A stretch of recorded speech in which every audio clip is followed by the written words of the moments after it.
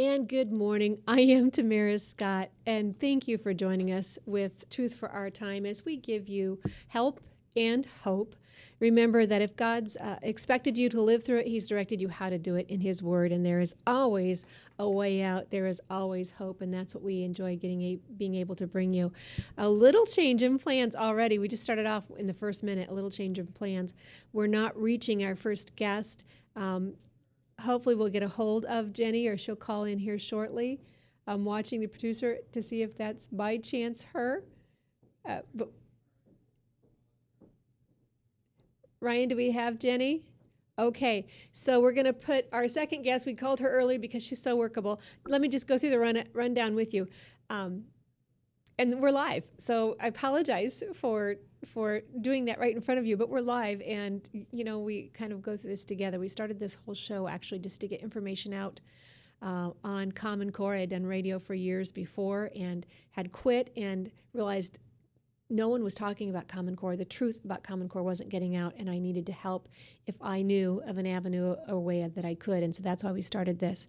So my thanks to Dr. Linda Johnston, who will be joining us at 20 after the hour. We'll be talking with Linda about the violence that's happening in schools, kids who are being given prescription drugs, not just when necessary, but being overprescribed, and then the drugs themselves being dangerous, causing violence and suicidal and homicidal tendencies.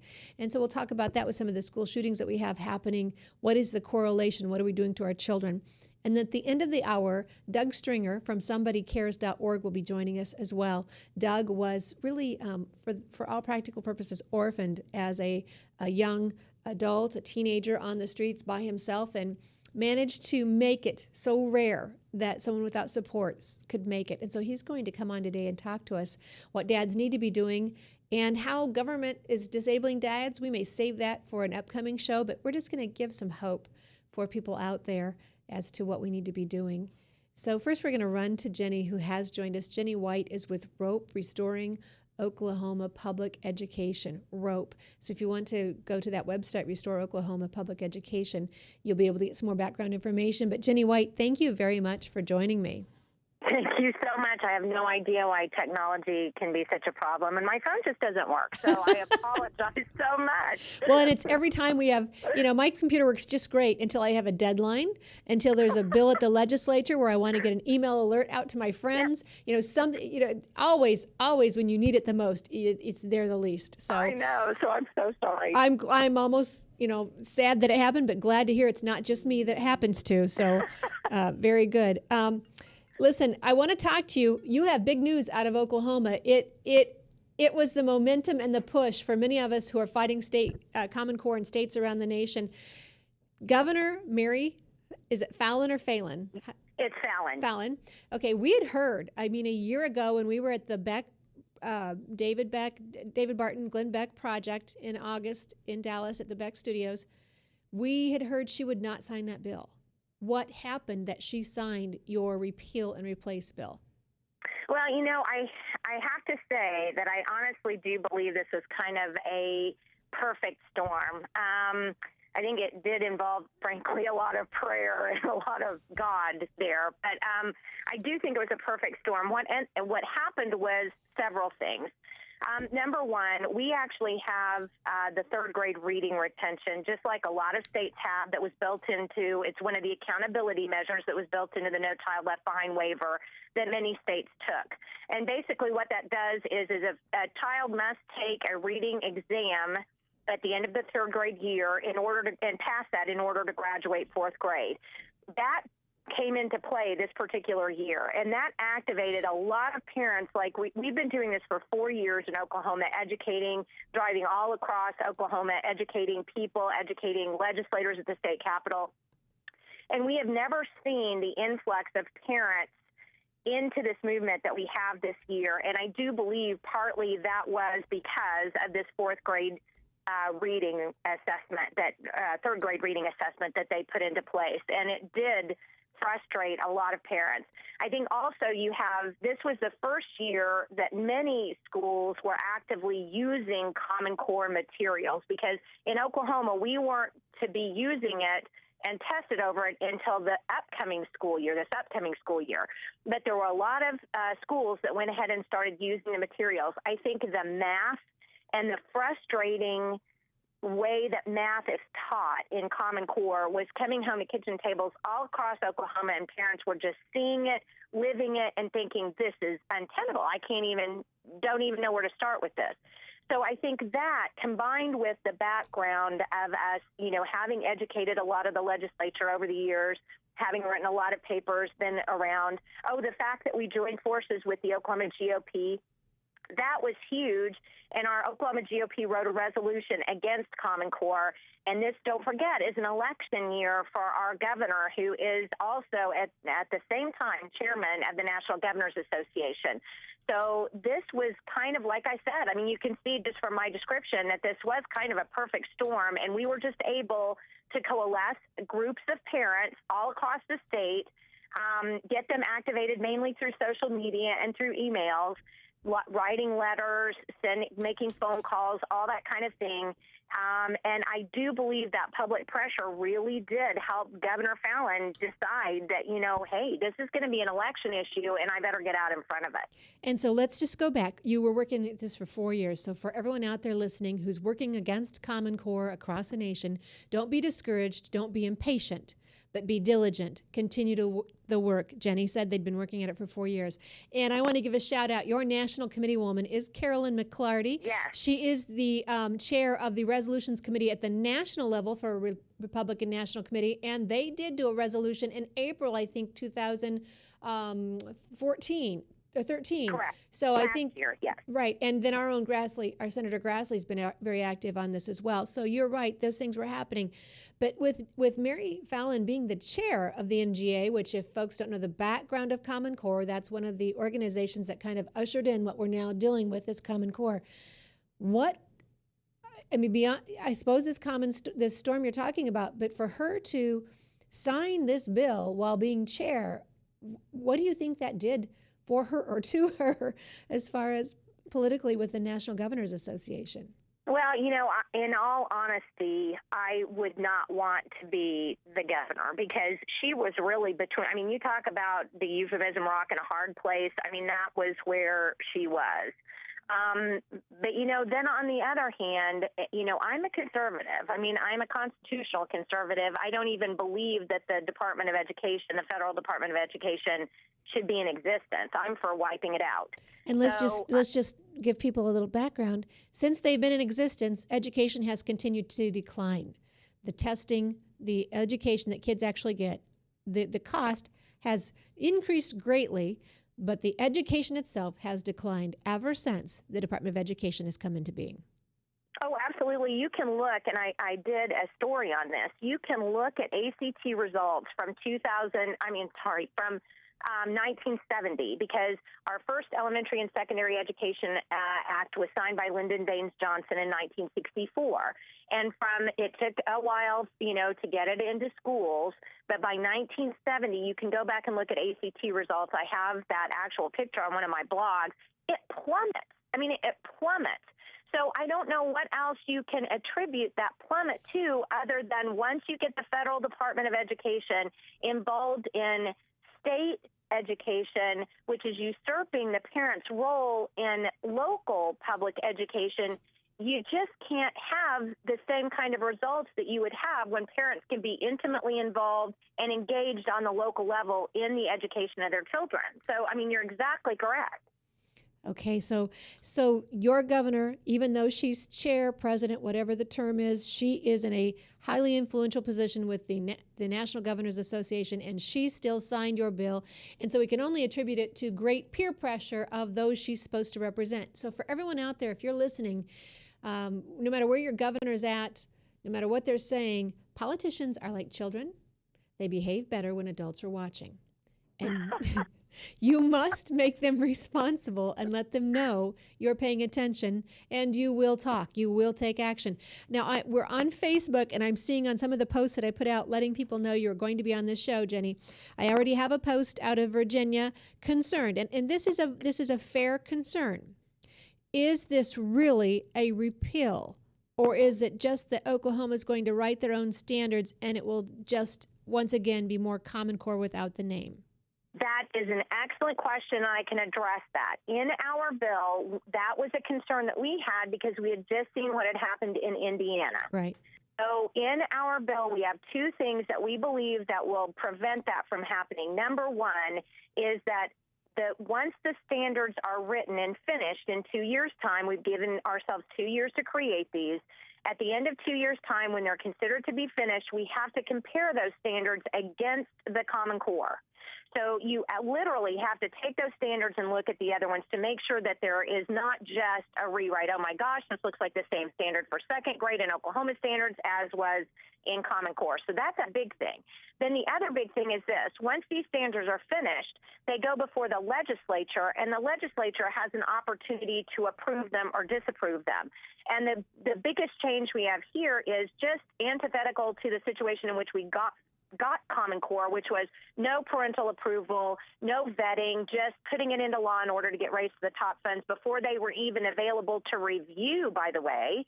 This allows just regular citizens to contact their state legislators and say, look, you can't approve these, or I don't like line, and they were given line item veto, which is great because you don't have to say, oh, well, we don't like all of these and lump them all out. If there are several of them that are a concern, then just regular Oklahoma State citizens can contact their legislator and say, I don't like the third grade standard for, blah, and then make your voice heard. So I think that this is really, those two things combined can really help alleviate any concerns that we will end up just rebranding the Common Core in Oklahoma. It's a great question, and thank you for answering it and addressing it, because even in Iowa, we have folks saying we have the Iowa Core, not the Common Core, and yet in our governor's letter to the SBAC, Smarter Balance Assessment Consortium, the paragraph, it's only one paragraph, and it says, we have adopted the Common Core standards, now known as the Iowa standards.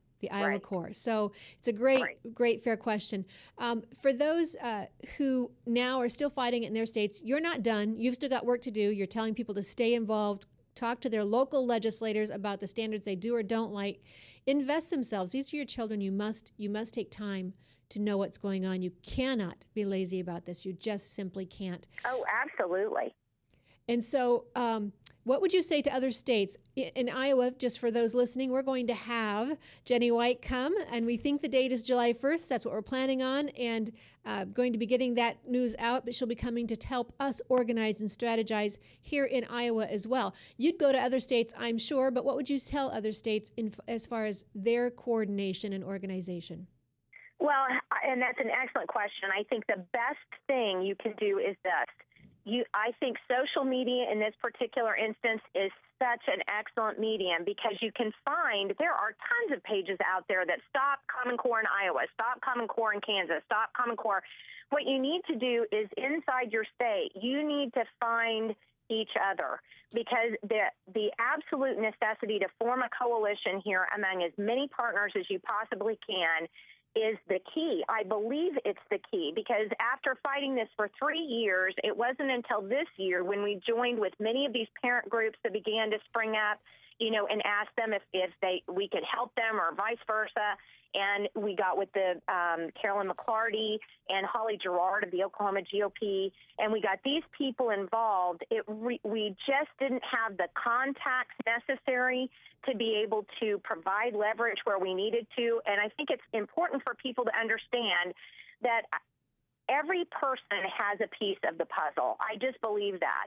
And you can't complete the puzzle until you have everybody working together as a team. So it's so important for people to coalesce, strategize together, send out emails together, have a letter writing campaign together, because the more voices they hear at one time, the stronger your platform actually becomes. And I just do believe, 100%, I do believe that is the key to turning this around, contacts and coalescing. And then right now, we're in the middle of an election cycle. What a great time to talk to candidates, both parties.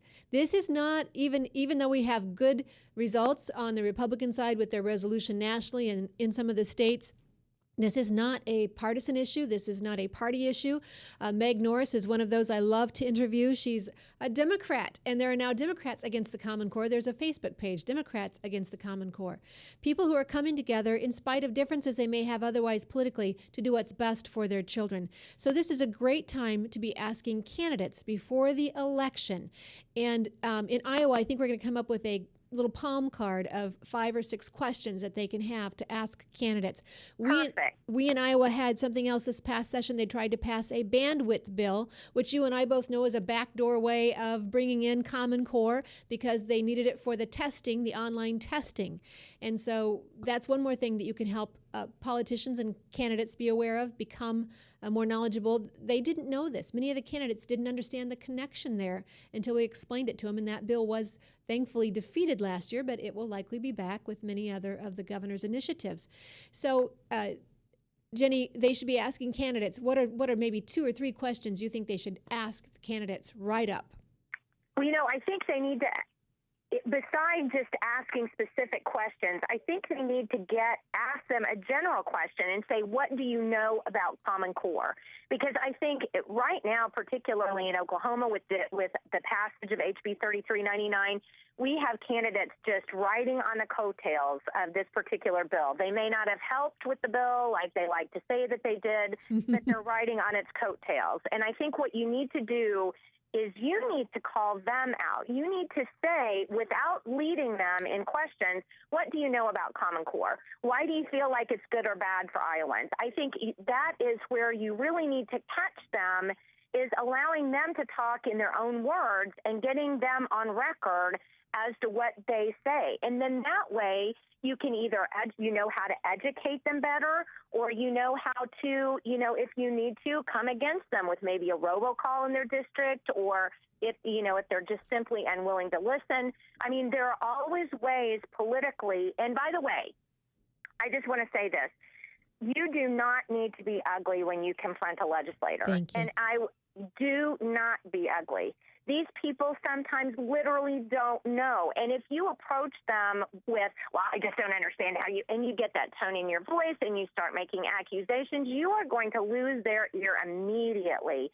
I hate to preach, but I'm going to, Christ says that we earn people over with love. And it's the same way, when we're trying to deal in politics. I think Christians eschew politics. They say, well, we're not going to get involved in that. That's not something, that we want to be involved in. Christians must be involved in politics. They absolutely must, because everything that happens in the world affects us and our children. And I think that that's what we're supposed to be doing anyway, is be the hands and feet for Christ here on earth. And I think when you do that, that doesn't mean that you go out and you beat people with a baseball bat, or you say nasty things about them, or whatever. You approach them in love, understanding that they may not know, and you're simply there to educate them. And I promise that old line about you get more flies with honey than vinegar, I promise that works. And if you can come alongside your legislator and educate them, I truly believe you will get much further than you ever will by posting a Facebook, missive about how, they don't understand this, or, come help educate them. And Right. I think you will come alongside them, and then you'll be able to get a lot further. Absolutely. And as Christians, if we win a vote, but we lose a soul because they never want to hear from a Christian again because of our attitude, we've lost the battle. Excellent so you're absolutely point. right. Now, Perfectly well said. we have just less than 30 seconds left. Give us the dates of the Can I See conference you're at in Texas.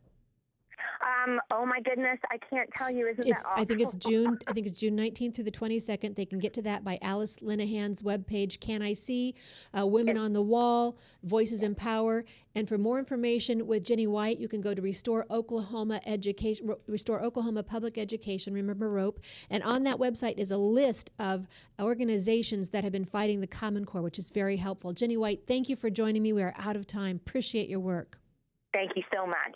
We'll be right back after these messages. From the RE/MAX Real Estate Concept Studios, this is Webcast One Live.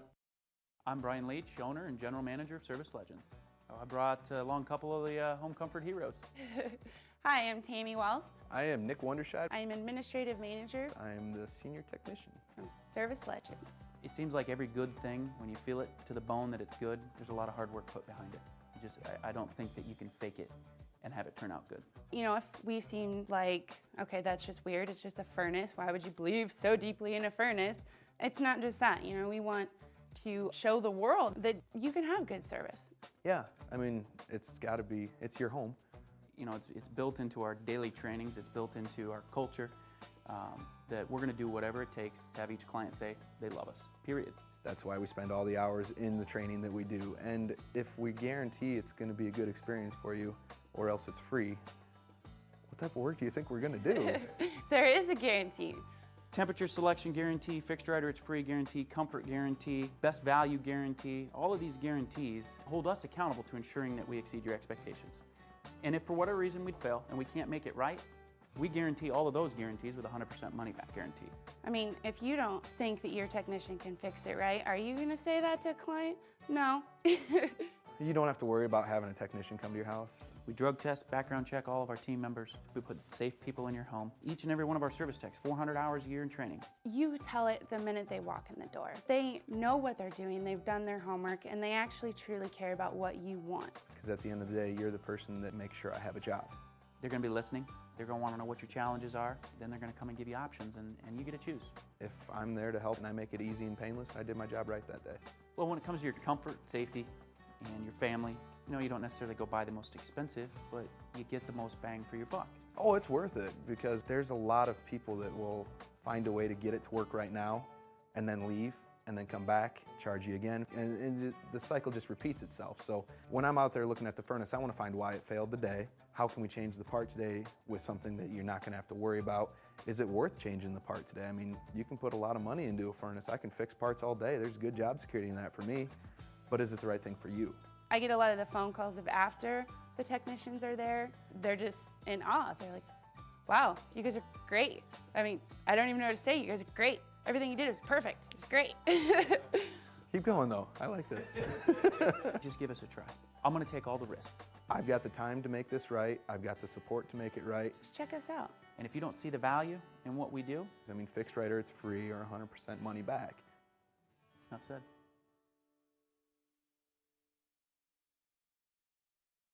Restoring hope, open my heart to sing, taking the darkness inside, revealing your light, restoring hope.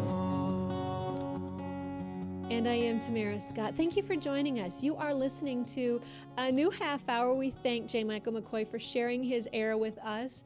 Restoring Hope is ministering to many, I know, and we're just pleased to be able to come alongside offering more hope. On this part of the segment, we'll be talking about ways you can help and impact your community around you. If God expects you to live through it, He's directed you how to do it in His Word. And we always have hope when we turn to the truth. And so Truth for Our Time with Tamara Scott is a great way that we can give that information to people. So thank you for staying tuned with us. This is our first show getting to be on the American Family Radio Network, and that is just such a high honor in itself. What a great organization. So helpful across the nation on so many different levels. Worked and interviewed with several from that network over the time.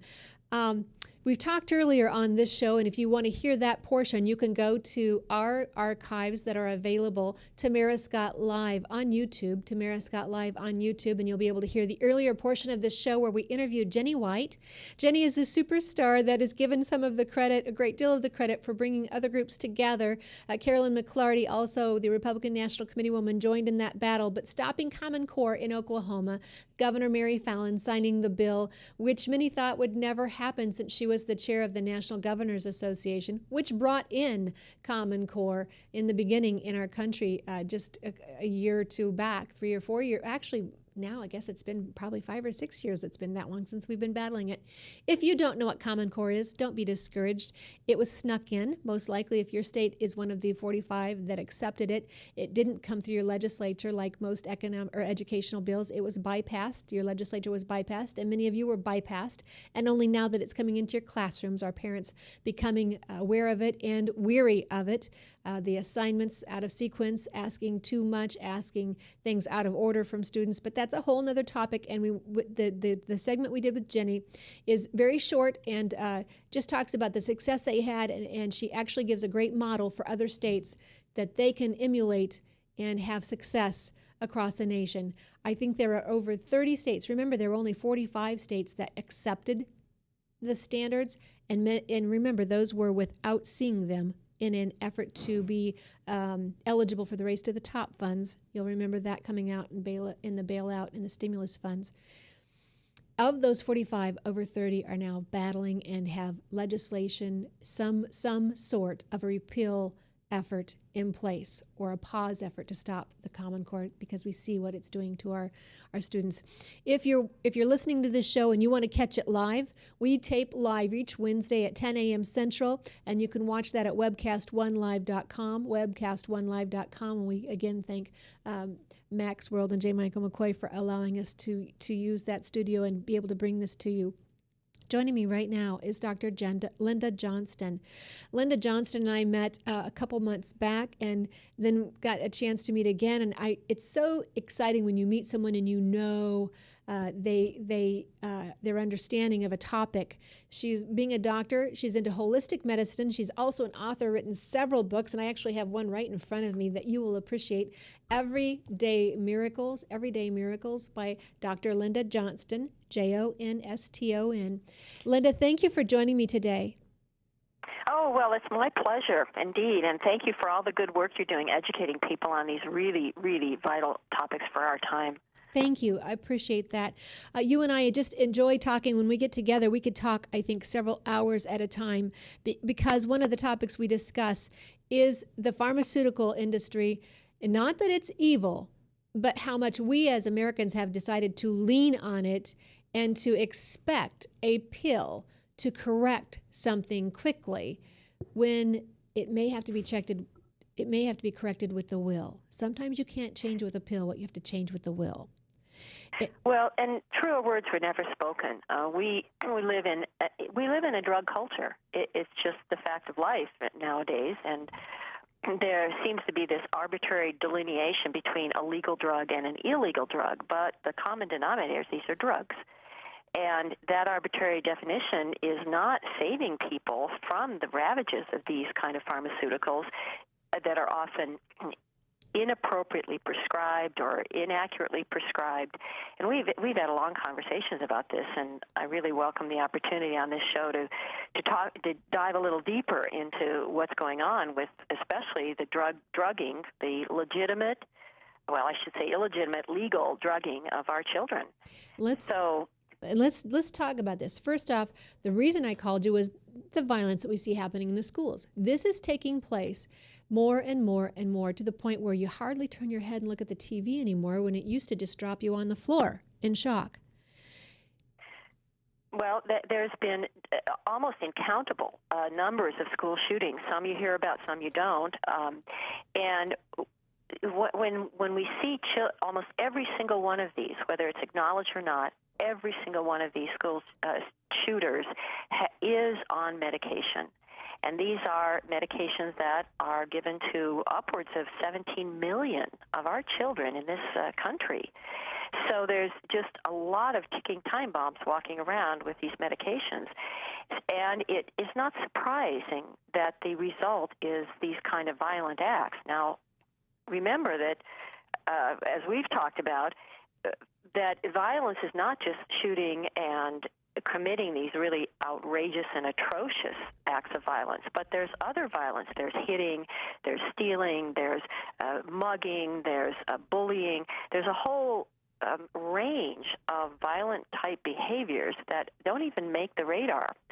But when you focus on just the shooting, yes, it seems like, wow, that's not really a big number compared to all the children on these drugs. Well, if you're a victim or your loved one is a victim, it's big enough. But there's a whole range of other violence that doesn't even go reported connected to these terrible drugs. And so Dr. Ann Blake Tracy has talked about this as well, but these drugs create homicidal, suicidal tendencies in adults, let alone in our children.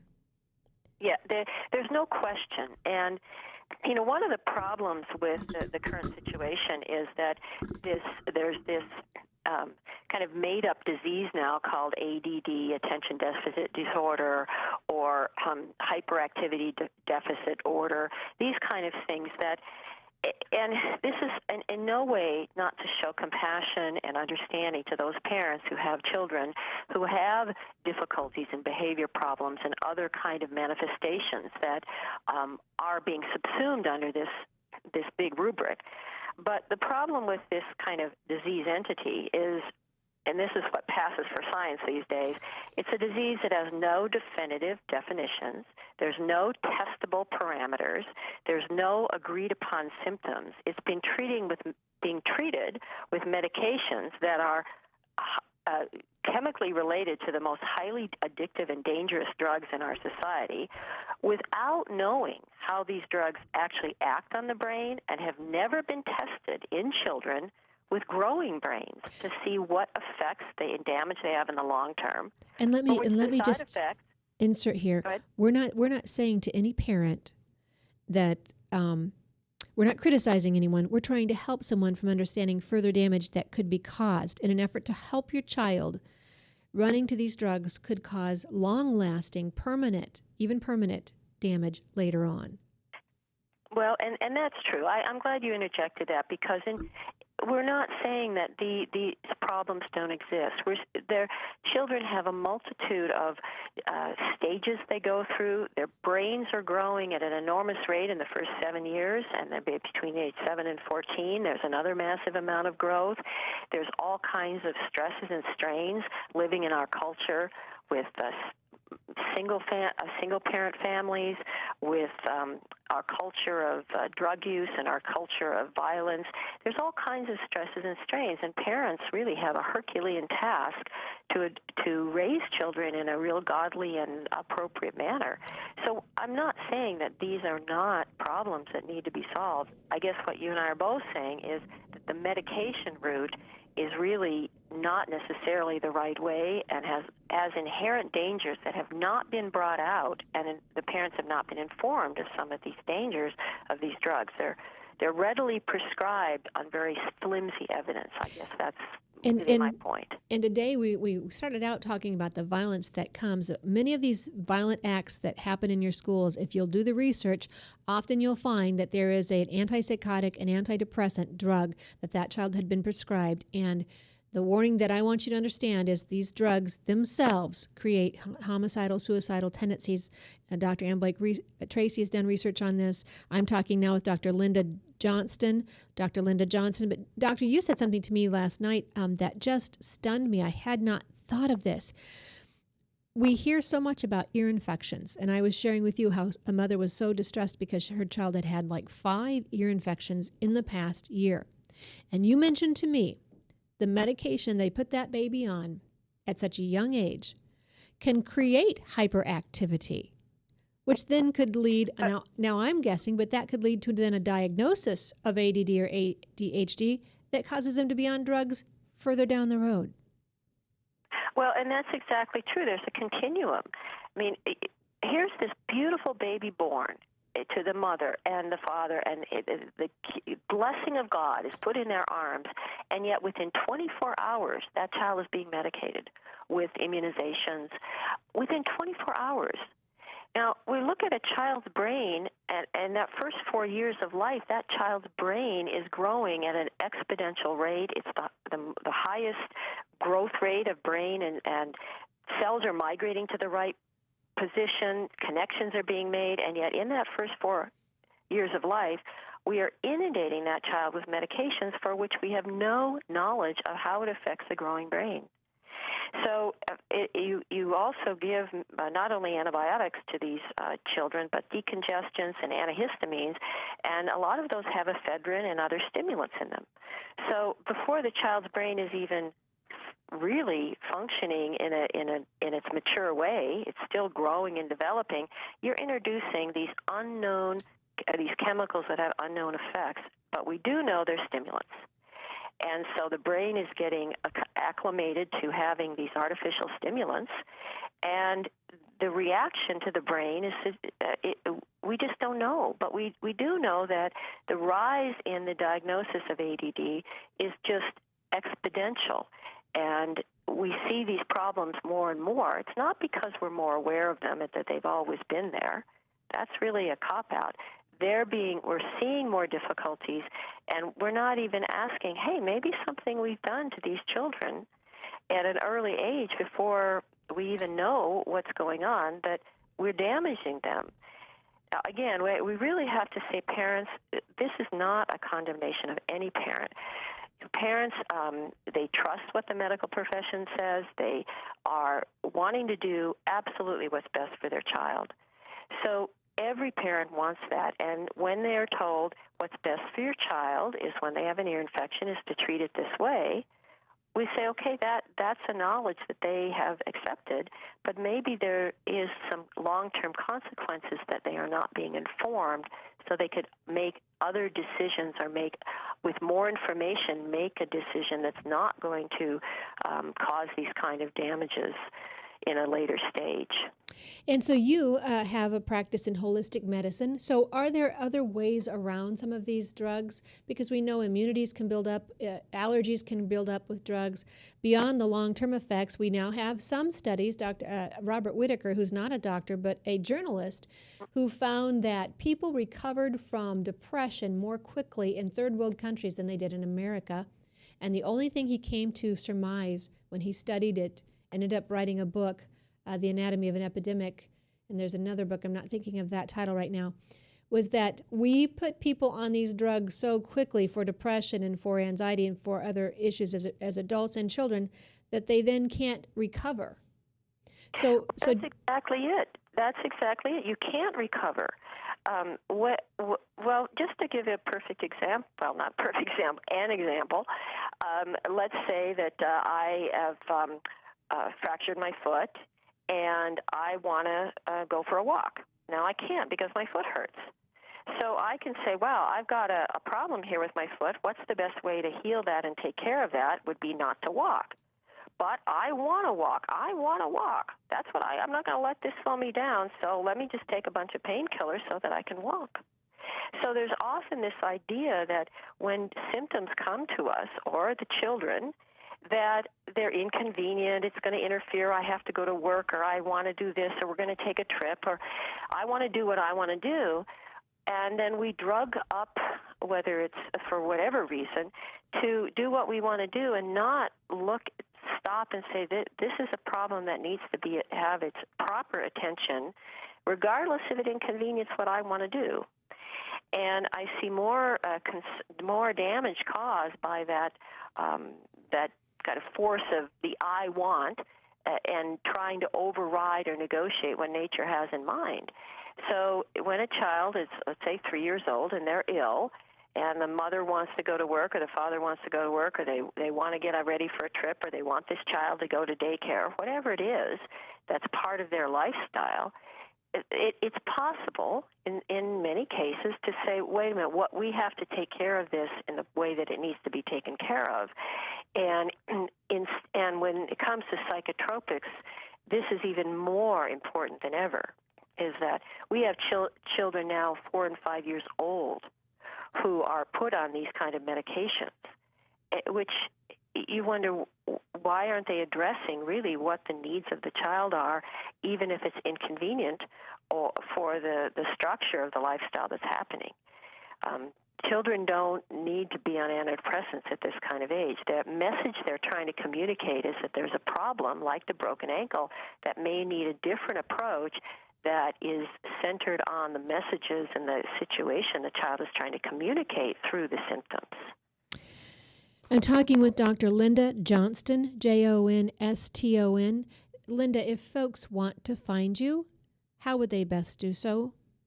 Well, the easiest way is my office phone number, and that's 818-776-8040. That's probably the fastest and simplest way. 818-776-8040. And she does have a website, but it is, of course, being revamped right now. So in time, they can find you again on your website. I'm looking at a study. We're talking about kids who have been overdrugged, overprescribed medicine. And later in this show, you'll be able to hear, if you go to Tamara Scott Live on YouTube, the interview I'm going to do with Doug Stringer, who was orphaned for all practical purposes at a young age on his own on the streets, and was able to overcome that against all odds. And so he's going to talk to us about dads and about kids and how we can overcome some of these challenges. But Linda, as I'm reading this article from consumerreports.org, in the last 10 to 15 years, according to recent research, the number of kids has nearly tripled taking antipsychotic drugs. It's increased just 25% since 2006. Linda, if someone would kidnap a child, we would be so concerned what they might do to our baby. And to think that they might drug our child would just unravel us. And yet, as you're telling us, many of us, thinking we're doing what is in the best interest of our child, are drugging them just to continue the pace that we keep and the schedule that they have to meet. And it's, the sad thing, the tragic thing about this is there's no one bad actor. I mean, the parents are really doing the best they can in a society where oftentimes both parents are forced to work just to put bread on the table because of high taxes and other things. We have the schools where there's the teachers and the school districts are being put on pressure as well. And you talked about Common Core and some of these other pressures that the schools are under. So often the school teachers are in unions where they don't have the flexibility to do. The classes are getting bigger. They're not allowed to segregate out children who have certain behavior problems. And the pharmaceuticals, now, they bear a lot of responsibility, but we have to remember, if there wasn't a market for these drugs, they wouldn't be sold. And you have people who are maybe the grandparents of this child taking Ritalin or taking Prozac, who's living on a pension, and part of that pension profile might be pharmaceutical stocks. So there's no one bad actor. We just know there is one distinct victim, and that is the children. It is absolutely the children. Our heart goes out to parents who are faced with some of these really difficult choices. And for that, I often tell the parents that I deal with, you have to have your medication IQ. And I call that the medication IQ is the I is to be informed and the Q is to question. Every parent, please do not believe anything the doctor tells you, the reports tell you, the media tells you. Go do your own research. And it's easier now than ever with the Internet. Now, there's a lot of nonsense on the Internet, but there's a lot of interesting things. So you're the parent, and no one is going to care for that child as much as you are. No one. Nor should they. Not the doctor, nor should they. It's parents. So get on that Internet, go look up these things. And now many parents who've decided to do that run into a lot of resistance, even sometimes embroiling them in legal battles and custody battles, because some of these other groups are very insistent on making sure that the kids are drugged. And some parents they've been told their child can't come back to school unless they take drugs. So you have a teacher prescribing, in essence, instead of the doctor. So all I say is, please, parents, stay educated and informed and stand your ground. This is your child. And there's lots of resources out there, because this is a growing movement of educated parents who are saying, no, I've been not told the truth or the entire truth about what's involved, and the whole pathologizing of symptoms. And that's a fancy way of saying we take normal human emotions, normal growing stages that all humans have to go through to learn to live in a society and live in our life, and we've made those all pathologies that have to be treated, and that's not right. I mean, in life we always confront certain challenges, and that starts from the moment. The first challenge is getting out of the womb into the world. That's a big challenge, and it continues on from there. And to say that these growing pains of adults and children are pathology is a fundamental philosophical evil that is fueling this idea that these things have to be treated and medicated. They're not. They're growing stages of life that need support and love and care and wisdom and guidance from adults. And when we see in a Christian community, often parents who do that with their children, we see these wonderful children who haven't been medicated, who have embraced life and have the tools inside themselves to face these challenges. So there are other options, and this automatic knee-jerk reaction to say you're pathologic and here's a pill to make you not pathologic that philosophy is really crumbling the very structure of our society and what it means to grow and be a normal human being. And Linda, I am in that same article reading age 2 to 5 children, they have doubled between 2001 and 2007 in an analysis of antipsychotic prescriptions. Children 2 to 5. Yep. 2 to 5. Well, most of the children were 4 to 5-year-old boys with ADHD or disruptive behaviors. And so really what we're doing is drugging children into submission when probably what they need is a day in the park, the ability to wrestle with a friend, to work out that energy, and instead we're trying to almost create a submissive attitude by force, and we instead put them in a stupor. Well said.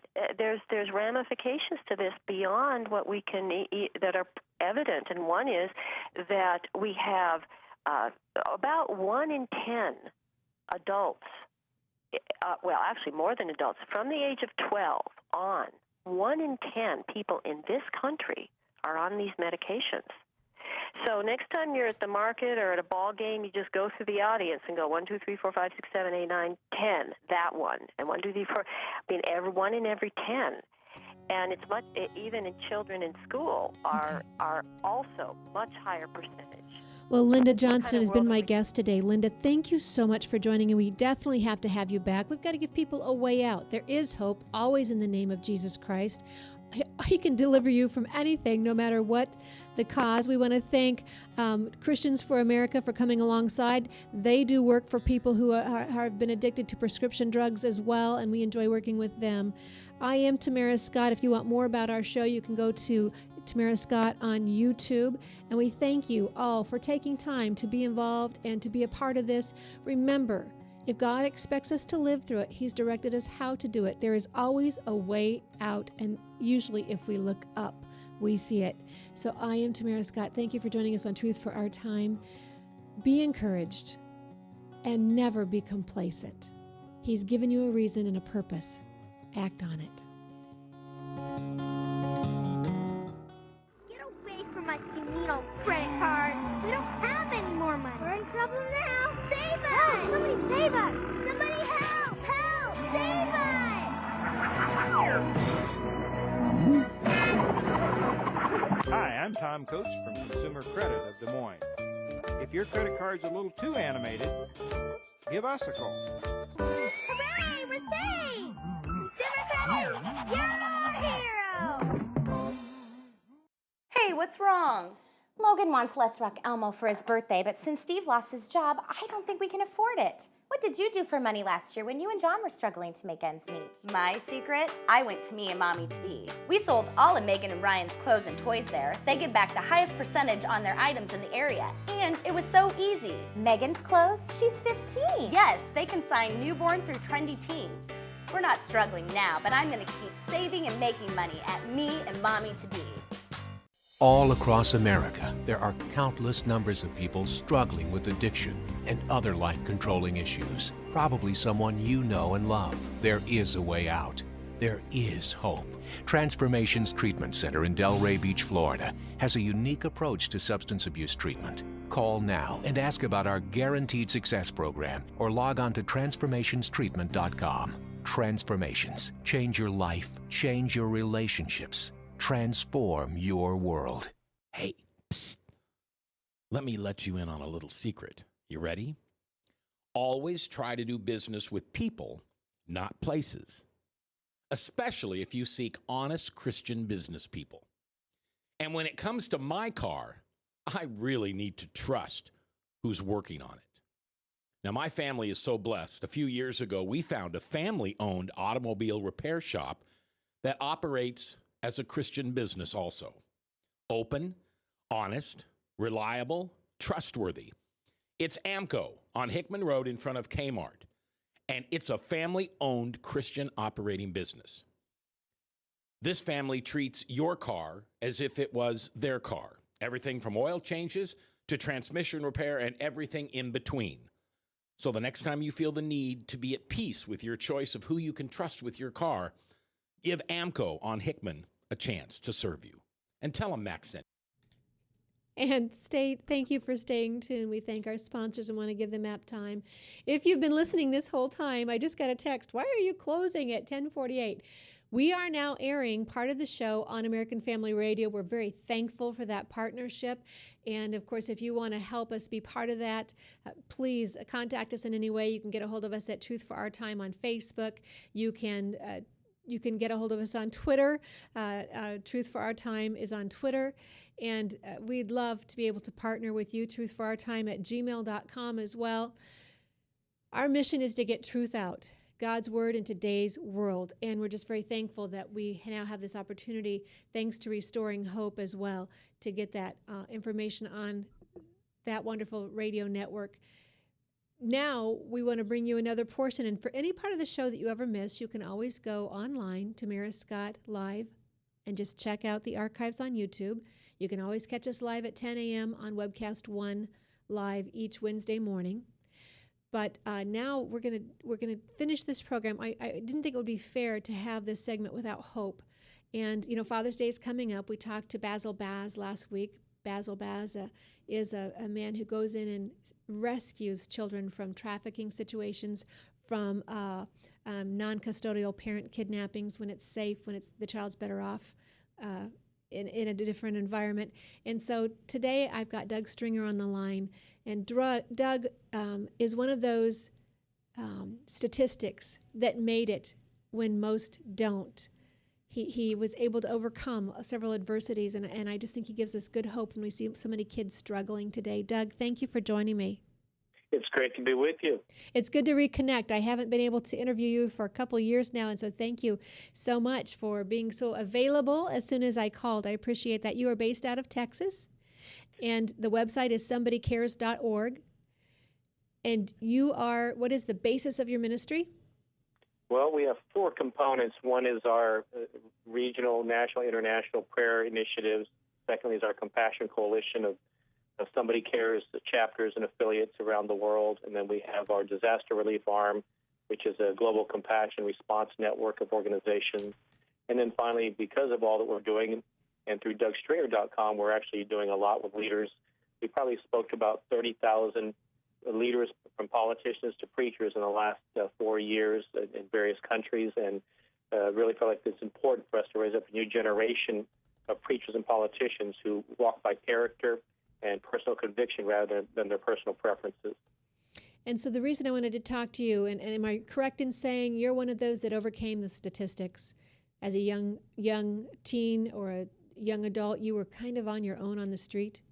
Yes. Well, initially what happened was I was actually born in Japan out of wedlock. My father was an underwater demolition frogman. They're known as Navy SEALs, and during the Korean War. And but he did come back and marry my mom, brought us to San Diego. And during the Vietnam War, he, of course, served as well. And my stepfather later came into the picture, who was a hospital corpsman. And so, but both were alcoholics. Both had challenges. And so there was a really awkward relationship all those years. And then I found myself as a teenager for a period of time living in dumps and living on the streets, living on freight trains, hitchhiking up and down the West Coast from Washington, Oregon, and California. It was during that season there were individuals that I still remember to this day that reached out to me, sowed some seeds, and that finally when I came to Houston, Texas in 1978, looking for my biological father, it was in that season of time at 21 years old, a period of time until I became 24, that the Heavenly Father found me and literally turned my world around, and have never looked back since.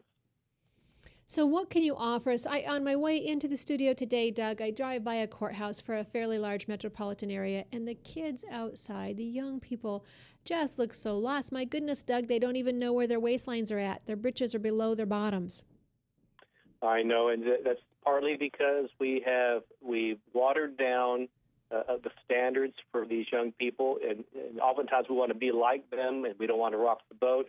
But I'm finding more and more that this next generation really is looking for something to believe in. I was just at one of our chapters in Florida at one of their gatherings, and I met a young man who is now, we just helped him sponsor his first year of college. We were scholarshiping him, but he was a homeless teenager at the age of 15 and had really no hope. He was kind of a statistic, but some people gathered together, helped him out. We got him a place to stay.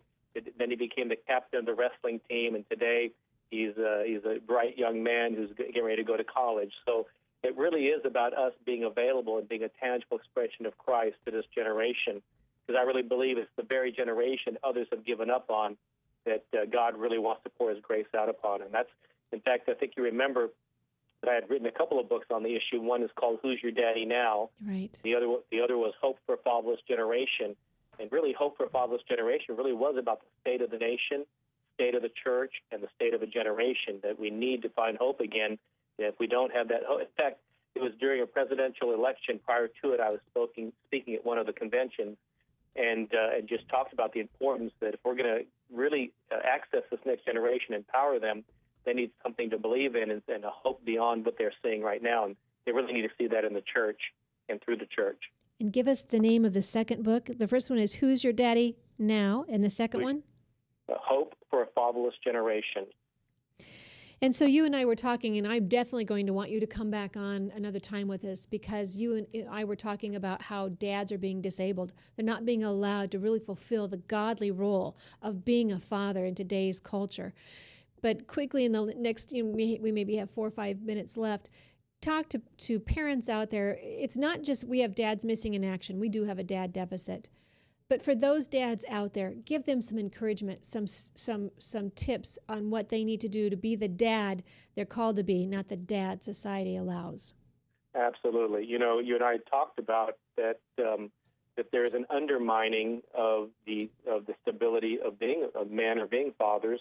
And, we put all the blame on parenting, and it's always the parents' issue, but yet we're contending with such complexities when it comes to the media and Hollywood and the movies and music, the entertainment industry, and, of course, with all the recent, in the last few years with this current administration and things that are going on, that in one sense we're saying take responsibility, men. In the other sense we're saying, but we're going to take every tool that you have to be a man, to be a father, undermine what those core principles are, and we're taking that away from them. We're fighting against traditional marriage. So now we're saying, what is a father? So take responsibility, but how do you become a father or a good husband when you don't even have the proper foundations to build on anymore? And then, go ahead. Well, no, you go ahead. Oh, and I was thinking in the sense that we're trying to build on faulty foundations, but we need to go back and repair the foundations that God has given us in our Judeo-Christian beliefs, and also the foundations that our founding fathers have established. But what we're doing is we're taking everything away. We're ripping open this net, and we're expecting the fathers and the parents to take responsibility for something that they have no empowerment to do. Right. You're absolutely right. And we see that in the Justina, I think it's Pellier case, where she's even been taken away from her parents, who are doing what was best they felt in their own eyes. What I was going to say there is most children, 4 to 5-year-olds, have now been put on drugs for disruptive behavior. The analysis found that 2 to 5-year-olds had doubled between 2001 and 2007 in the numbers of kids who've been put on those drugs, dangerous drugs, and many of them are just boys, and because they're disruptive in class or whatever the cause. And you and I both know they just need to be outside and have a chance to wrestle and play and get some of that energy out, but we're not even allowing them to be what God created them to be, the very natural thing a boy is. It's to the point where no wonder they're ill-equipped as a father and as adult. We have limited and suppressed all they were born to be from a very Absolutely. early age. And tomorrow, you know, I minister to and talk to a lot of professional athletes, as well as working with some friends that are Navy SEALs and Special Forces. And there's such a demoralization right now, even in the military. There's a demoralization in sports that, you know, where a man could have this outlet, boys could have outlets to get out there and do their sport. And now they're basically being told to dumb everything down. They can't say what they really want to say. You know, the beginning, you probably read this before, but the Navy SEAL ethos, the first paragraph says, in times of war or uncertainty, there is a special breed of warrior ready to answer our nation's call. A common man with uncommon desire to succeed. Forged by adversity, he stands alongside America's finest special operations forces to serve his country, the American people, and protect their way of life. It says, I am that man. Today, we need courageous men, a courageous manhood. We need men who can rise up in this world of uncertainties, who will be a special breed of spiritual men who are ready to answer the call to be these courageous men. I believe that God is calling for common men who, through Christ, will have a desire to win that is greater than their moments of challenges and pain and the obstacles that are facing them today. Doug Stringer, we are out of time, but I want you to come back on with me, and we'll do the portion of this show that is on American Family Radio, because the world needs to hear what you're saying, and I thank you for saying it when it may not be popular. It's contrary to what our kids are being taught and parents are being told in the doctor's office. My guest has been Doug Stringer, restoring Somebody Cares, somebodycares.org, and we thank Restoring Hope for allowing us to share their half hour on American Family Radio today. If you want more information, you can always find us at Truth for Our Time on Facebook, or Truth for Our Time at Gmail. I am Tamara Scott. We are totally out of time. Thank you for giving us your time today as we help you get God's Word in today's world. Be encouraged, but never be complacent.